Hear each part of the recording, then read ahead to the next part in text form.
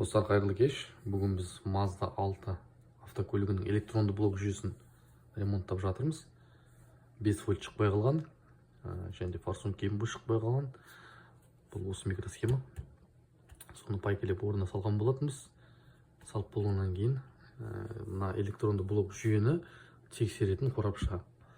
Бұл қорапша көлікті имитация жасайды. Мысалы үшін поршендер, катушка зажигания, форсунка, тросин заслонка бар, сосын педальдары бар, температурасы бар, реле стартер жасай ма, сосын вентиляторын рейс жасай ма, чек жанып тұр ма, сосын реле главный қосыла ма, коленвал импульс береді, сондай распредвал мен коленвалдың синхронизациясы бар ма, генерациясы бар ма деген құрал болып келеді. Осылай міне ремонттадық, және де қазір евро 2 жасайтын боламыз осы көлікке. Сосын иесіне көлікті беретін боламыз.